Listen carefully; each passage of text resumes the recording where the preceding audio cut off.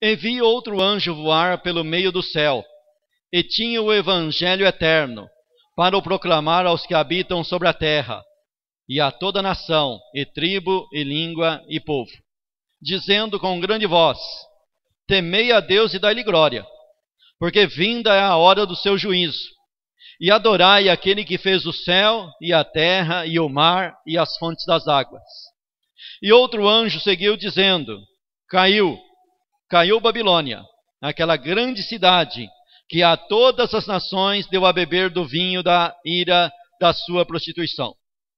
E o seguiu o terceiro anjo, dizendo com grande voz: se alguém adorar a besta e a sua imagem, e receber o sinal na testa ou na mão, também o tal beberá do vinho da ira de Deus, que se deitou, não misturado, no cálice da sua ira, e será atormentado com fogo e enxofre diante dos santos anjos e diante do Cordeiro. E a fumaça do seu tormento sobe para todo sempre, e não tem repouso, nem de dia nem de noite, os que adoram a besta e a sua imagem, e aquele que receber o sinal do seu nome. Aqui está a paciência dos santos. Aqui estão os que guardam os mandamentos de Deus e a fé em Jesus. E ouvi uma voz do céu que me dizia: escreve, bem-aventurados os mortos que desde agora morrem no Senhor. Sim, diz o Espírito, para que descansem dos seus trabalhos e as suas obras os sigam. Amém? Os irmãos podem tomar assento.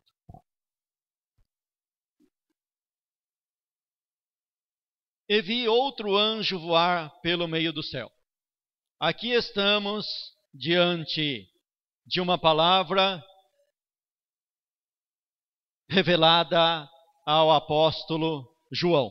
Ele estava tendo revelações, ele estava em espírito, arrebatado em espírito, subiu ao céu em espírito, seu corpo ficou na ilha de Patmos, mas o seu espírito foi elevado ao céu e ali ele estava tendo revelações. No meio de tantas revelações, tantas coisas que ele vê, o que não falta é anjo. O livro de Apocalipse é cheio desses personagens, anjo. A igreja sempre foi rodeada por anjos. Jesus Cristo sempre foi rodeado por anjos. Deus é rodeado por anjos. Anjos são criaturas de Deus, criados por Deus para trabalhar para Deus e trabalhar em favor da obra de Deus. Os anjos são espíritos ministradores que trabalham para Deus. Eles obedecem à ordem de Deus, adoram a Deus e adoram também o Senhor Jesus Cristo. E aqui João então usa a simples frase: e vi outro anjo. No meio de tantos, eu vi um que me chamou a atenção. E por que ele me chamou a atenção? Porque ele voava, porque era bonito, porque era belo? Não. Me chamou a atenção porque ele tinha em suas mãos um evangelho. Ele percebeu na mão do anjo, apesar de tanta velocidade, de tanta voz potente, ele viu na mão do anjo algo que ele denomina evangelho eterno. Presta atenção, esse evangelho que João vê é eterno. Existe algum evangelho que não é eterno? Não, não tem. O evangelho é um só. Embora aqui vai apresentar com uma pequena diferença, mas o evangelho é um evangelho só. Mas está dizendo aqui que ele é eterno. O que é eterno não tem fim, não acaba, não se dissolve. Quando lemos a palavra eterno relacionada a Deus, nós falamos que eterno não tem começo e nem fim, é eterno. Não tem uma explicação para a palavra eterna. Mas quando direcionada a alguém abaixo de Deus, nós temos que fazer um parêntese e dar uma seguinte explicação: ele é eterno, mas não no mesmo sentido usado a Deus, porque senão estaríamos colocando alguém igual ou superior a Deus. Então, quando nós temos que nós acreditamos que o homem é eterno, que o homem não morre, nós estamos falando da eternidade do homem, não no sentido da eternidade de Deus, porque a eternidade de Deus não tem começo e nem fim. E o homem nós sabemos que tem começo.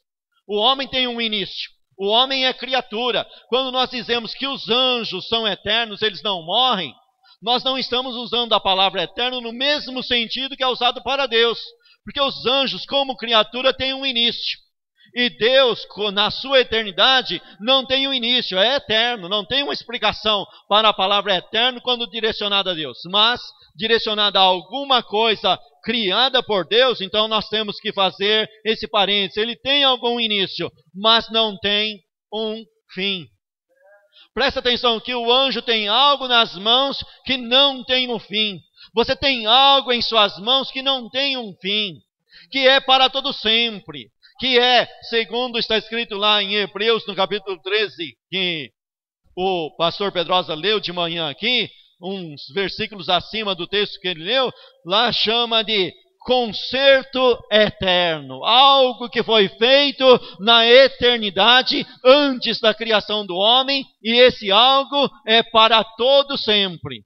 Lá diz concerto eterno, o concerto eterno do sangue de Cristo, que Deus voltou a trazê-lo pela ressurreição de entre os mortos. Mesmo vindo a morte ao homem por causa do pecado, aquilo que é eterno permanece. Mesmo vindo a morte, e Deus agora envia o seu Filho para ele provar a morte e dizer, nem a morte consegue destruir aquilo que eu fiz para todo sempre. Por isso eu provo, dizendo que não consegue, porque eu ressuscitei de entre os mortos o Senhor Jesus Cristo. Então vocês têm provas em suas mãos que você tem algo eterno. E agora João vê um anjo voando pelo meio do céu. Presta atenção que ele estava voando pelo meio do céu. O que significa isso? Visibilidade. Para todos verem, não está escondido, está bem no meio do céu, para todos verem. Não está escondido. Deus não fez a sua obra e deixou escondido. Jesus diz assim, que ninguém pega uma lamparina e coloca embaixo do velador. Ninguém pega uma lamparina e coloca embaixo da cama. Não, coloca num lugar que ilumina a casa e todos veem aquilo, todos veem aquela luz e todos veem e desfrutam daquela luz. Assim é o Evangelho. O Evangelho não está escondido. Paulo, comentando sobre isso, ele diz, se para alguns o Evangelho parece que está escondido, mas é porque o inimigo cegou o entendimento dessas pessoas. A dificuldade, o problema e o erro não está em Deus. A dificuldade e o erro está na pessoa que se uniu com o inimigo e deixou o seu entendimento ser obscurecido pela mensagem do inimigo. Mas Deus colocou as coisas bem patente, bem no meio do céu. Voltando no evangelho que nós estamos acostumados, está escrito, Paulo falando sobre o judeu que não aceita o evangelho, dizendo assim, porventura a palavra faltou para o povo judeu? Ele faz a pergunta e ele mesmo responde, de maneira nenhuma, porque por todos os lugares, em todos os cantos, se ouviu, se proclamou, se ouviu a voz dos anunciadores. Os anunciadores estão falando de dia e de noite, então o evangelho não está encoberto. O evangelho está bem patente. Está aos olhos de todos. E tinha o evangelho eterno para o proclamar aos que habitam sobre a terra, e a toda nação, e tribo, e língua, e povo. Ou seja, o convite aqui é geral, é para todos. Embora nem todos vão responder positivamente, mas o convite é dado para todos. É oferecido para todos. O chamado do evangelho não é para uma minoria. O chamado do evangelho é geral, é universal. Aqui está escrito que é para toda nação, tribo e língua. Mas a humanidade, de um modo geral, vai responder de maneira positiva ou negativa? Mudando a pergunta para o tempo presente, não no futuro, mas o tempo presente. O evangelho é pregado. Como que os homens respondem ao evangelho? A maioria responde positiva ou negativamente ao evangelho. Os que acreditam no evangelho é sempre minoria.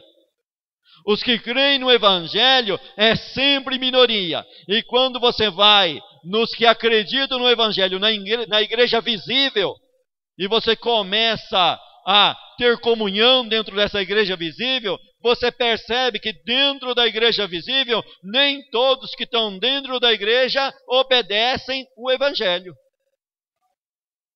Mas o chamado é para todos. O chamado, a proclamação aqui é para todos.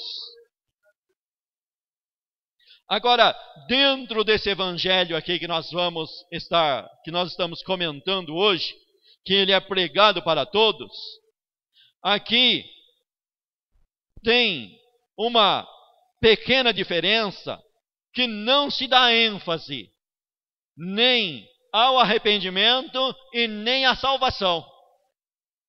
Presta atenção que nesse texto que nós lemos aqui, não se dá ênfase ao arrependimento. Quando João Batista começou a pregar o evangelho, a ênfase era arrependei-vos. Jesus Cristo começou a pregar o evangelho e a ênfase era arrependei-vos. Os apóstolos vieram pregando o evangelho e a ênfase arrependei-vos, se arrependa para vocês terem salvação. Então a ênfase é a salvação, a ênfase é pelo arrependimento, você entra na salvação. Agora, só que João aqui está tendo uma visão de algo para o futuro, de algo para os últimos dias, é uma mensagem escatológica. É uma mensagem para os últimos dias, é uma mensagem para o momento que já estará ocorrendo na terra a grande tribulação. Se no período da igreja, o que predomina no período da igreja é a mensagem da graça, onde você entra na igreja através do arrependimento, e o período da igreja é marcado pela era da graça, a época da graça, o momento da graça. Mas agora aqui nós estamos diante já de um quadro caminhando para o final, caminhando para a destruição do mundo total. E a ênfase agora da mensagem muda. Qual que é a ênfase da mensagem? Versículo 7, dizendo com grande voz. O que João ouve o anjo falar? Qual que é a mensagem do evangelho que esse anjo está trazendo agora? A mensagem é: temei a Deus e dai-lhe glória, porque vinda é a hora do seu juízo. Pare para pensar aí onde você está. Essa mensagem desse evangelho não é uma mensagem simples? Não é uma mensagem simples para falar de uma coisa tão complicada? Sabe que os homens fazem leis complicadas, mas Deus não faz leis complicadas. Sabe por quê? Por que os homens fazem leis complicadas? Por causa de algo chamado pecado. O pecado é que obriga os homens a se encherem de leis. E pode prestar atenção, quanto mais leis se tem num país, mais se desobedece essa lei. Os camaradas criam lei, todo dia tem gente criando lei e todo dia tem gente ganhando dinheiro corrupto para desobedecer essa lei. Então, quanto mais lei se inventa, mais corrupção se tem no mundo. Alguém escreveu nas Escrituras: por causa do pecado das pessoas, se multiplicam os príncipes. Se tem um monte de príncipes por causa do erro das pessoas. Aí tem que inventar, não, tá acontecendo isso, a gente tem que arrumar um ministro para cuidar disso. Está acontecendo outra coisa, tem que arrumar outro ministro. E os governos vão enchendo de tanto ministro, e você já não aguenta mais pagar ministro. E quem paga imposto já não aguenta mais pagar ministro. E cada vez você vê mais, corrupção aumentou, tal ministro embolsou dinheiro, tal presidente embolsou dinheiro. É tanta lei, só gente embolsando dinheiro. Aí você se volta para a lei do Evangelho e você vê que essa lei é tão simples. Mas como é que pode uma lei ser simples e ser eterna? Sabe por quê? Quando ela veio à tona, foi antes da criação do homem. Não existia o pecado. Não existia o pecado. Essa lei é antes da criação dos anjos. Ela está ocupando um cargo, uma posição que é acima dos anjos. E lá não existia ainda, quando ela apareceu à tona, não existia ainda o erro de ninguém. Nem o erro dos demônios, dos anjos caídos, eram todos anjos perfeitos, não tinha erro nenhum. E o primeiro mandamento era esse: temei a Deus. Toda criatura, anjos perfeitos, o homem ainda não tinha sido criado, todas as criaturas, anjos perfeitos, e a lei era essa: temei a Deus. E agora está chegando o momento de Deus dar um basta ao pecado humano, de Deus dar um basta ao pecado dos demônios, de Deus dar um basta ao pecado de Satanás. Está chegando o momento e vem a mesma lei eterna, o mesmo evangelho eterno: temei a Deus. E o que é temer a Deus? Ter um respeito muito grande por Deus. Nós, na nossa pequenez, nós interpretamos muitas vezes que temer a Deus é ter medo de Deus. E não é, embora caia bem para nós o ter medo de Deus, porque nós temos medo de Deus e não temos respeito. E precisamos ter respeito a Deus. Temei a Deus. O sábio Salomão, nas suas obras, em Provérbios, ele começa dizendo que o temor a Deus é o princípio da sabedoria. Aí você lê Provérbios inteiro e o tema central é temer a Deus. É a diferença entre ser sábio e ser tolo. Ser sábio é aquele que teme a Deus, ser tolo é aquele que não está nem aí para Deus. Aí você chega em Eclesiastes, você começa a ler Eclesiastes e você tem uma tendência de achar que Salomão está desviado. Salomão se desviou, porque ele começa a falar de uns assuntos lá, que você começa a pensar assim: ele só pode estar desviado para estar falando isso. E quando você pensa que ele saiu do caminho totalmente, você chega no final de Eclesiastes, ele sai com a seguinte conversa: buscou o pregador muitas palavras bonitas, muita sabedoria, e quanto mais sábio foi o pregador, mais sabedoria ele ensinou ao povo. O pregador foi tremendo, ele entrou em tudo quanto é tipo de assunto. Na época de Salomão, a capital intelectual era a cidade que ele morava. Porque o mundo inteiro vinha até Salomão para ouvir a sabedoria dele. Não tinha ninguém mais intelectual na terra, na época de Salomão, do que Salomão. Todos os sábios dos outros reinos vinham aprender com ele para ensinar nos seus reinos. E esse camarada, ele foi botânico, ele foi astrônomo, numa época que não tinha esse conhecimento que se tem hoje, ele mexeu com tudo. Com certeza a maioria das pessoas que ia lá, a maioria das coisas saía sem entender o que estava ouvindo. De tanta sabedoria para a época. E ele começa no último capítulo de Eclesiastes, ele menciona, dizendo sobre a sabedoria dele, e termina dizendo assim: o fim de tudo que vocês têm ouvido é isso: temei a Deus. Se não temer a Deus, não adianta nada o conhecimento, o intelectualismo, tudo aquilo que adquirimos, dons, fizemos milagres, fizemos tanta coisa, realizamos tantas coisas, mas nada resolve se no final não prevalecer o temor a Deus. O fim da história, o fim de tudo que eu cheguei é isso. Tema a Deus. Tenha respeito por Ele. Não anule a palavra dele é simples. Paulo escrevendo aos Gálatas, a reclamação de Paulo foi essa. Vocês deixaram a simplicidade que há no Evangelho de Cristo. Vocês corriam bem, vocês iam indo bem.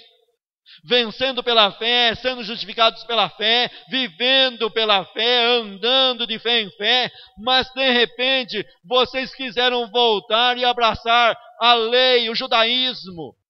Se vocês se tornaram judaizantes, vocês deixaram a simplicidade do evangelho de lado. Vocês deixaram de temer a Deus, de ter respeito a Deus. Dizendo com grande voz: temei a Deus e dai-lhe glória.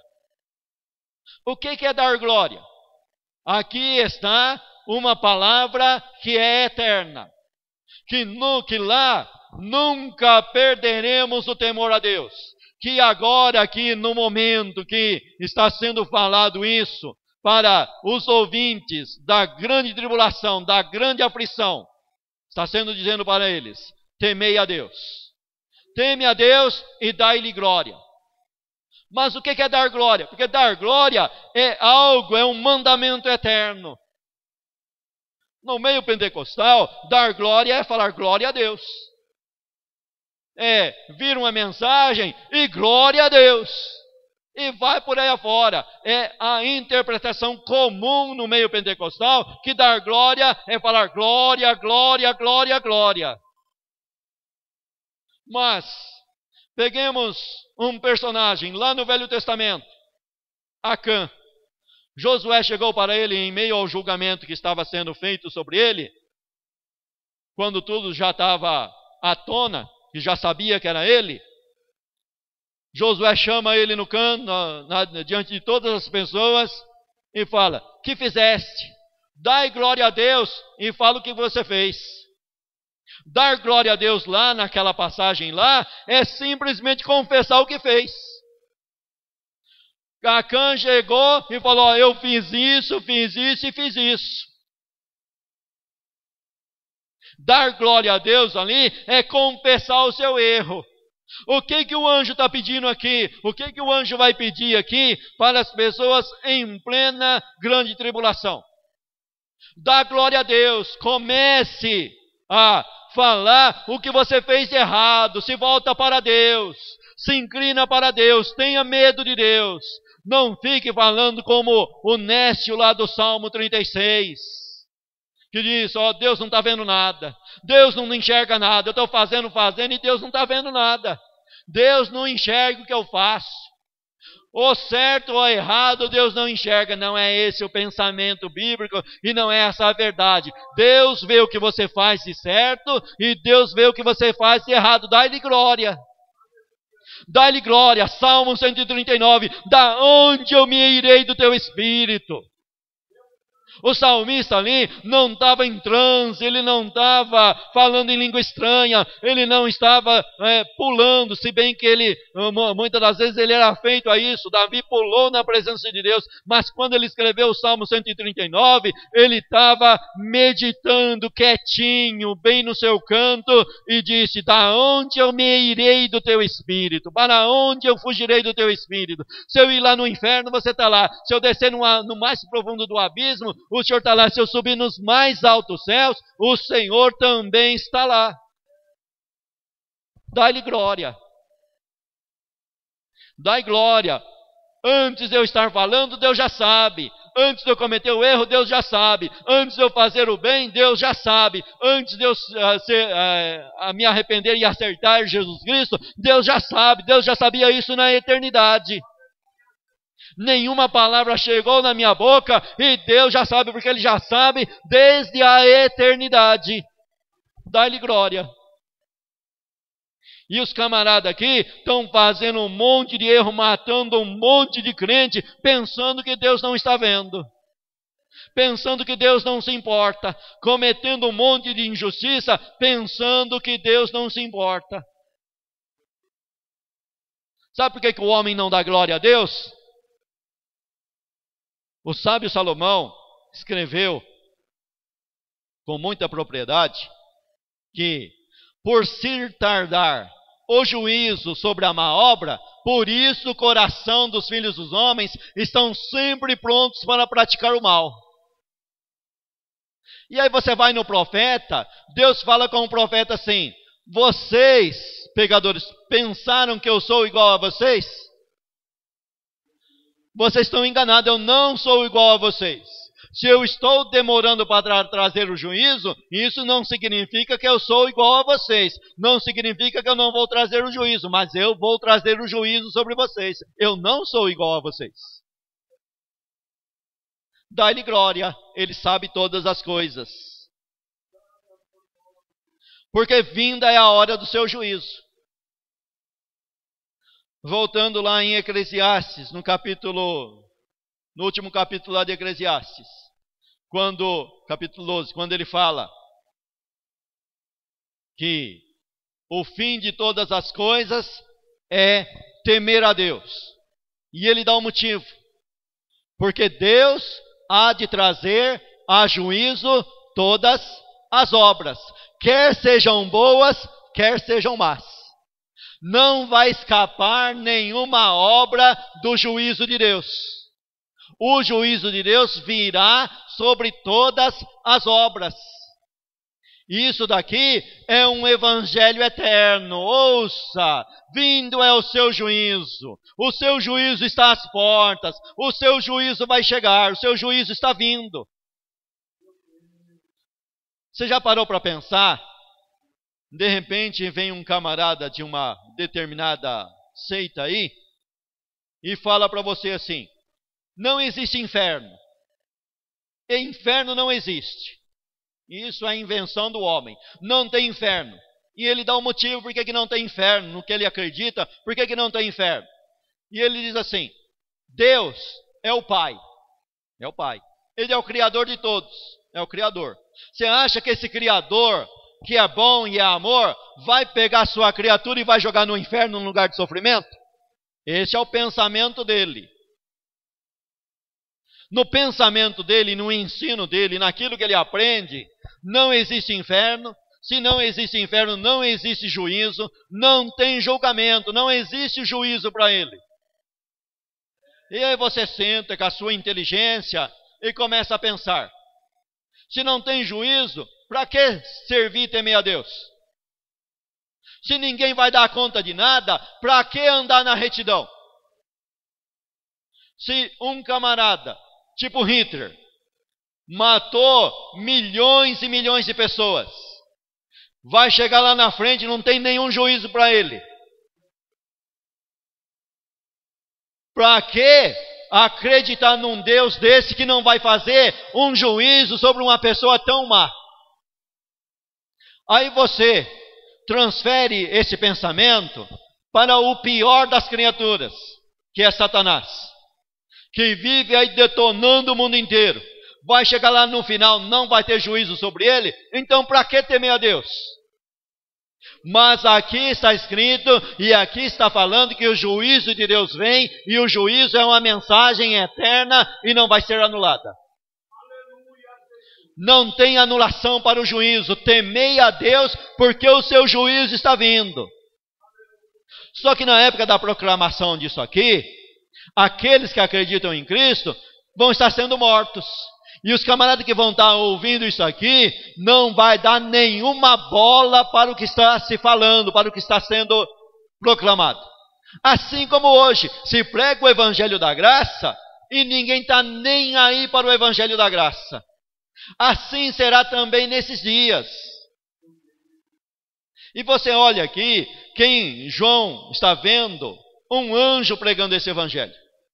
E você pode dizer que é só anjo que vai pregar esse evangelho? Porque na nossa época, época da graça, a era da igreja, não foi concedido aos anjos pregar o evangelho. Os anjos continuam trabalhando em favor da igreja, mas você pega lá em Atos dos Apóstolos, você vê que na era da igreja, o trabalhar dos anjos mudou um pouquinho do que era no Velho Testamento. No Velho Testamento você via anjos mensageiros levando mensagem para lá e para cá. Mas na época da igreja, quando você vê o Cornélio, centurião Cornélio, na sua casa, fazendo um monte de oração e um monte de esmola, e o anjo aparece a ele, qual que é a mensagem do anjo? Vai até Pedro, e Pedro vai te dizer palavras que você possa se salvar com elas. Então, a mensagem do evangelho é simples, porque você vai ver o discurso de Pedro é simples, mas o anjo não pode entregá-la. Quem tem que entregar é Pedro. A época da igreja é a igreja fazendo a evangelização. Agora, nessa época aqui, na época da grande tribulação, muda um pouquinho. Você vê a figura de um anjo, mas é só anjo que vai pregar? Não, você começa a folhear as escrituras, principalmente Apocalipse, você vê as duas testemunhas pregando. E é pregação de juízo, hein? É pregação de tanto juízo que quando a besta consegue matá-los, o mundo inteiro faz festa. O mundo inteiro festeja. Você já ouviu os camaradas falando para você, ó, os crentes é que atrapalham o mundo? Os crentes que atrapalham o mundo, essas pestes chegaram até aqui. E isso é porque nós estamos pregando o evangelho da graça. Agora vai, no período da grande tribulação, começa a ver Apocalipse e veja a mensagem das duas testemunhas, que são mensagens de juízo, mensagem de maldição. Eles podem amaldiçoar a terra quantas vezes eles quiserem. É pior do que Elias, é pior do que Eliseu. Elias e Eliseu foram um dos homens que mais amaldiçoou no tempo da sua profecia. E essas duas testemunhas, Elias e Eliseu, é fichinha perto deles. E você vê, dentro de Apocalipse, outros personagens pregando. E a maioria dessas pessoas que vão pregar nessa época, vão pagar com a própria vida. Tirando os 144 mil aqui do capítulo 14, de uma passagem antes do capítulo 14, que é os 144 mil que Deus escolhe e não deixa ninguém fazer mal nenhum para eles, os outros que acreditarem em Cristo vão pagar e vão dar testemunho também. Vão dar testemunho e por causa desse testemunho vão ser assassinados, vão ser mártires durante a grande tribulação. E aí você lê lá os mártires do começo de Apocalipse, quando se abre o quinto selo, e quando abre o quinto selo, João vê embaixo do altar as almas dos que haviam sido mortos por causa do testemunho de Cristo. E a oração e o pedido e o clamor dessas almas que estavam embaixo do altar era: até quando, Senhor, não vingas o nosso sangue das mãos daqueles que habitam sobre a terra? O interessante é que o sangue dos mártires, desde Abel até o último mártir do Apocalipse, tem a mesma oração. Até quando? Até quando, Jesus? Até quando, Deus? O Senhor faz justiça, o Senhor vai fazer justiça, a justiça de Deus vai vir, ela é eterna, ela não é anulada, ela não é cancelada, embora homens criem doutrinas dizendo que não existe, dizendo que não vai existir, dizendo que Deus é muito bom e pega a parte do amor de Deus, mas o mesmo Deus que é amor, também está escrito que esse Deus é um Deus de ira. Ele é amor para os arrependidos e é um Deus de ira para os não arrependidos. Ele é um Deus de amor para os anjos que ficaram com ele e é um Deus vingativo para os anjos que se tornaram demônios. E isso não se anula. A mensagem do juízo é tanto para os homens e também para os demônios. E o interessante é que nessa história toda, a igreja ocupa um lugar de trono. É por isso que o diabo tenta de toda maneira destruir a igreja, porque a igreja ocupa com Cristo um lugar junto no seu trono para julgar os próprios demônios.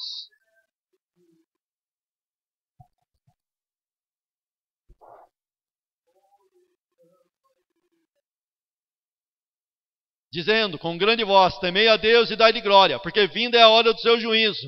E adorai aquele que fez o céu e a terra e o mar e as fontes das águas. É outra coisa aqui que o Evangelho eterno cita: Deus é criador. Foi Ele que criou todas as coisas. Os homens, todos, se beneficiam da chuva. Todos os homens se beneficiam do campo. Se não houver chuva no campo, não tem o alimento sobre a mesa. O camarada se beneficia disso, come, bebe, dorme, descansa, e a maioria da humanidade glorifica um ídolo mudo que não construiu nada, que não fez nada, que não fez o céu, que não fez a terra, que não fez a chuva, que não fez a planta crescer lá no campo, lá na roça. E o homem vai lá, se beneficia disso, colhe tudo isso e glorifica um ídolo mudo e dá glória aos demônios e não glorifica a Deus. E aqui o evangelho eterno é esse. Lembre-se que Deus é criador, Ele é o dono de todas as coisas.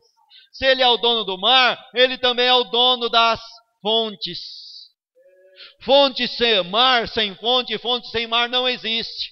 O mar está lá, é água salgada, não dá para beber, mas ele evapora de acordo com a ordem de Deus e vem a chuva e rega as fontes. Se o mar parar de evaporar, não tem água para chover. Mas quem fez tudo isso? E o homem que acha que é sábio, fala, é a lei da natureza. A natureza que faz tudo isso e nós vamos glorificar a nossa mãe natureza. A nossa mãe natureza é glorificada por nós, porque é a natureza que faz isso. Mas o evangelho eterno é diferente. Diz, Deus é o Criador. Mas isso você não aprende desde Gênesis? Sim, você aprende desde Gênesis e vai continuar aprendendo e vai chegar lá na glória, vai ser a mesma lei. O interessante é que nós ouvimos no púlpito muitas das vezes que no céu todos os dons vão acabar, só vai permanecer um. E os camaradas ensinam o seguinte: o único dom que vai permanecer lá é o louvor. Aqui, em Apocalipse, está falando que o evangelho é eterno. O evangelho que eu estou explicando para vocês aqui é uma lei. É uma lei que é eterna. Vai ter cântico lá? Vai. Mas vai ter pregação? Não, não vai precisar de ter pregação. Assim como mudou o ministério profético na época de João Batista, assim com o arrebatamento da igreja, muda. Ninguém mais vai precisar ser ensinado. Mas o evangelho continua. Eu lá no céu não vou ser pregador, lá você não vai ser pregadora, lá não vai ter professor de escola dominical. Mas a mensagem continua a mesma. Temei a Deus. E agora no céu, precisa ensinar o cara a temer a Deus? Não, não precisa. Porque já está, a lei já está escrita no coração, já está escrita lá na alma. Precisa mandar e exortar alguém a louvar a Deus? Não, não precisa. Porque já está aqui, dá-lhe glória. Como está escrito, nenhum ensinará mais ao seu irmão, dizendo, conhece ao Senhor? Porque todos me conhecerão, desde o menor até o maior. Aí essa passagem de João vai se cumprir literalmente. Porque nós olhamos para essa passagem de João lá na sua carta e ficamos assim, mas não precisa de dom de ensino na igreja? Mas não está escrito lá isso? Ué, em certo sentido, a gente sabe que quem ensina é o Espírito Santo. Só que literalmente só se cumpre lá na glória. Ninguém mais ensinará ao seu irmão dizendo, conhece ao Senhor. Porque todos hão de ver como Ele é. Cara a cara, face a face. Presente, presente. Nada mais em espelho, nada mais de fé em fé. Mas acabou a fé, porque a partir do momento que você toca, que você vê, não precisa mais de fé. Acabou a fé, acabou o ministério da fé, acabou o dom da fé. Já alcançou o objetivo final, já está com Cristo, já está diante de Cristo, vendo Ele. A morte não tem mais domínio, a enfermidade não tem domínio, sofrimento não tem mais, não existe mais nada, está perfeito diante de Deus. Temei a Deus e dai-lhe glória, Ele é Criador. Versículo 8. E outro anjo seguiu dizendo, caiu caiu Babilônia. A mensagem aqui não é de juízo. Um dos temas centrais de Apocalipse chama-se juízo. É o livro do juízo. De capa a capa fala de juízo. Cada selo que é aberto é um juízo que vem. Cada trombeta que é tocada é um juízo que vem. O selo é um juízo com um determinado grau. Trombeta aumenta o teor do juízo. Passa as trombetas, vem as taças. É um outro juízo aumentando a intensidade, aumentando o grau, aumentando as penalidades impostas. E aqui está o anjo trazendo um juízo. Sobre quem? Sobre uma cidade, que ele dá o nome aqui de Babilônia, que diz aqui, caiu Babilônia, aquela grande cidade. Aquela cidade grande em número, grande em ostentação, grande economicamente, grande militarmente e também maior ainda em pecados, feitiçarias, idolatrias, tudo quanto é abominações, ela é grande. Que lá no capítulo 17, ela recebe o nome de meretriz. O que é uma meretriz? Uma prostituta. E essa prostituta, ela é tão bela que ela consegue enganar todos os moradores da terra. Sabe quem não é enganado por ela? Aqueles que são marcados por Cristo. Aqueles que pertencem a Cristo. Aqueles que foram chamados por Cristo e pertencem a Ele e foram selados por Ele. Porque do resto, ela engana todos. Historicamente, João está falando da grande cidade de Roma. Da grande cidade de Roma. Você pode vasculhar o Apocalipse e ler vários livros de escatologia, e uma grande parte vai dar a interpretação que ele está falando de Roma. Mas Roma, o Império Romano já não existe mais. Só que existe um detalhe. Roma nunca deixou de governar o mundo. Porque Roma governa o mundo até hoje. Você pega todas as nações aí. Nações poderosas. Vão beijar a mão do Papa lá em Roma, não vão? Roma nunca deixou de governar o mundo.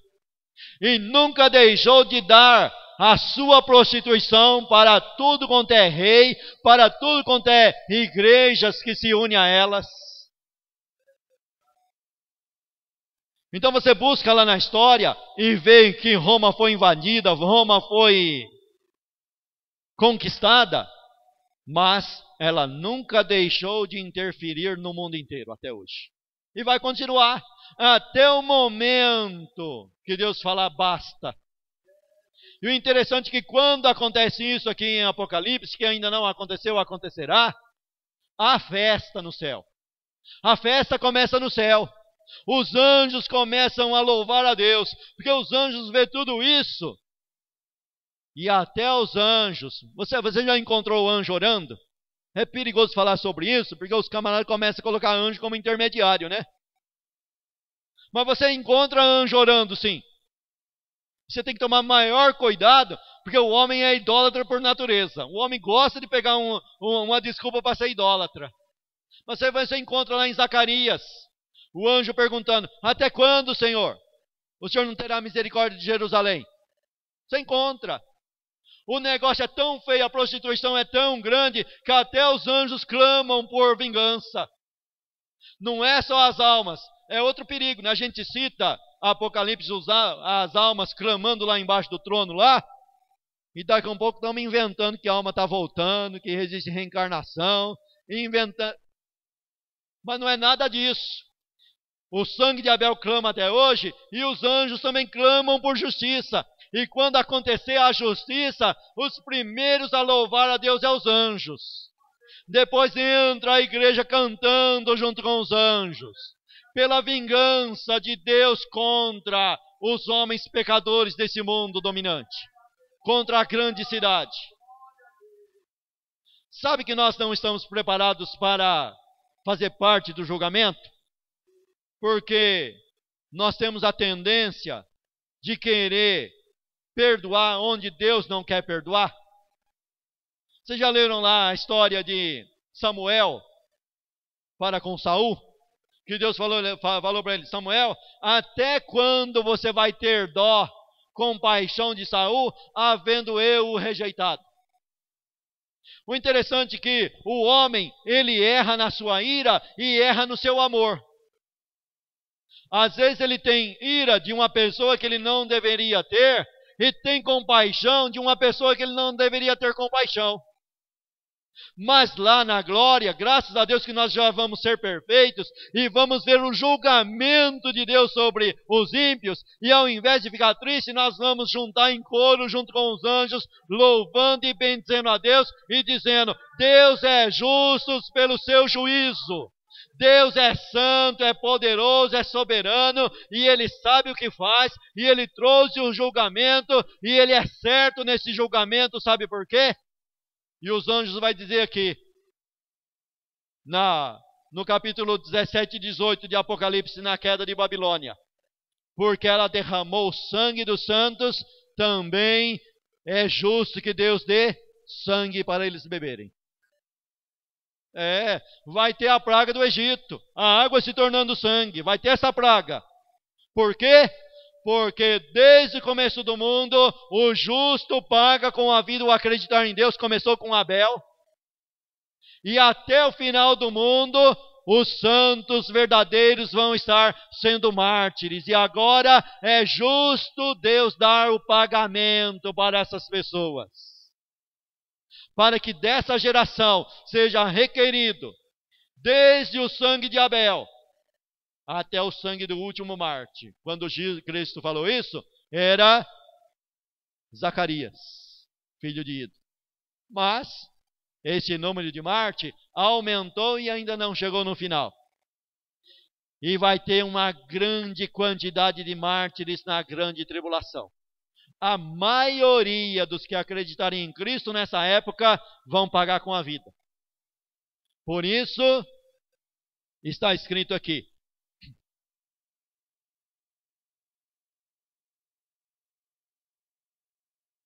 aqui está a paciência dos santos. Aqui estão os que guardam os mandamentos de Deus e a fé em Jesus. E ouvi uma voz do céu que me dizia: escreve, bem-aventurados os mortos, que desde agora morrem no Senhor, sim, diz o Espírito, para que descansem dos seus trabalhos e as suas obras os sigam. Presta atenção aqui que essas obras aqui que o anjo está defendendo não é simplesmente fazer o bem para outra pessoa, mas a obra que ele está se referindo aqui dentro desse contexto é o sofrimento por acreditar em Cristo. É o sofrimento, é estar pagando com a vida o acreditar em Cristo. Mas essas pessoas são bem-aventuradas. Mas, diz aqui no versículo 9: e o seguiu o terceiro anjo dizendo com grande voz: se alguém adorar a besta e a sua imagem, e receber o sinal na testa ou na mão, também o tal beberá do vinho da ira de Deus, que se deitou, não misturado, no cálice da sua ira, e será atormentado com fogo e enxofre diante dos santos anjos e diante do Cordeiro. Bom, período da grande tribulação será assim: adora e reconhece o anticristo como Deus? Muito bem, você é dos nossos. Você tem livre acesso e livre comércio. Não adora, não aceita o nome dele na mão ou na testa, e não se dobra dizendo que ele é Deus, morte. Morte para essa pessoa. Sofrer por amor a Cristo. Tais pessoas são bem-aventuradas. Sabe por quê? compare com o sofrimento das pessoas que vão receber o sinal da besta, na testa ou na mão. Aqui está dizendo que vai ter um julgamento num grau maior para essas pessoas. Que eles receberão um castigo com fogo e enxofre, que não se apaga de dia e de noite. Isso significa o seguinte, que terão pessoas condenadas, não no mesmo nível de sofrimento, porque viveu numa época diferente. São condenados, estão distante de Deus, não estão na presença de Deus, porque a segunda morte é não ver a Deus. Só que esses camaradas aqui, que faz tudo isso, mata as testemunhas de Cristo, adoram a besta e faz tudo isso, e tem mais um ainda, ouve e vê um anjo pregando no meio do céu, tal pessoa não tem, aí é que não tem desculpa. Se já quem vê a natureza pregando já não tem desculpa, imagina quem vê um anjo pregando. Não tem desculpa nenhuma. E esses camaradas vão ser atormentados. E aqui, o anjo continua dizendo aqui no versículo aqui. E a fumaça do seu tormento sobe para todo sempre, e não tem repouso, nem de dia nem de noite, os que adoram a besta e a sua imagem, e aquele que receber o sinal do seu nome. Presta atenção aqui, que no versículo 10 aqui, diz aqui, essas pessoas vai beber do vinho da ira de Deus, que se deitou não misturado. O que você entende por essa palavra aqui, não misturado? Quando você pega essa palavra não misturado, relacionado a qualquer coisa nossa aqui, você fala assim, não, é que o vinho era de boa qualidade, o refrigerante, ou qualquer coisa que seja aí na nossa ilustração, era puro e alguém colocou a água lá e misturou. E ficou ruim. Mas aqui tem um sentido, não no sentido pejorativo, não no sentido ruim. Está dizendo aqui, ó, a ira de Deus foi colocada em uma taça e não tem mistura nenhuma. Não tem graça nessa taça. Sabe que hoje tem a ira de Deus e tem intercessão junto? O pastor não citou aqui, a palavra tem que se cumprir, mas a gente também tem que orar pelo país. Sabe o que é isso? A palavra de juízo vai se cumprir, mas nós ainda temos um período da graça. Então, nesse período da graça, nós podemos trazer uma mistura junto com o vinho. O vinho não vem tão pesado. Vai acabar com a nação. Senhor, tem misericórdia, poupa. Você vê isso, os profetas tendo a visão, e o mesmo profeta fala, Senhor, Israel é muito pequeno. Assim não, Senhor. E Deus fala, tá bom, assim não vai acontecer. Hoje tem a mistura da graça, tem a oração que a igreja faz. Nesse tempo aqui, está escrito em Apocalipse que o templo é fechado e ninguém pode entrar e nem sair. Não tem oração que entra lá dentro, não tem nada, é sem mistura. É o vinho sem mistura, é juízo puro, aí é fogo puro mesmo. Não é aquele fogo que a gente interpreta não, hein?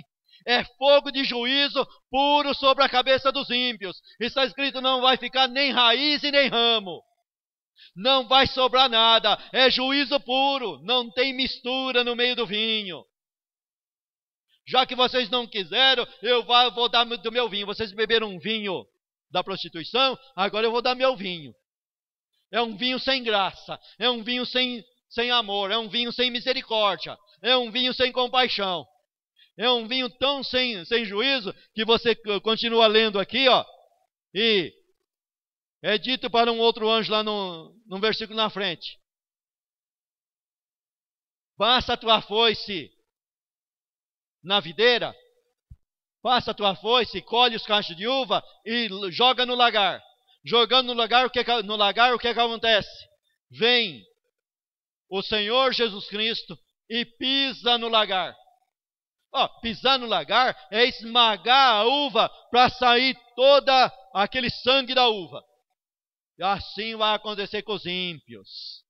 Deus vai pisar até sair a última gota de sangue. E lá fala, a mortandade é tão grande que João vê correndo 1.600 estádios. Eu não sei quantos quilômetros na nossa linguagem, de sangue correndo. Exército de todas as nações que vão se reunir em batalha contra Jerusalém. E no mesmo lugar, porque Jesus foi crucificado fora da cidade, no mesmo lugar, fora da cidade, junta todos os ímpios em guerra contra Jerusalém, e Jesus vai lá e promove uma grande mortandade, sem mistura, sem dó e sem piedade, porque os homens merecem isso.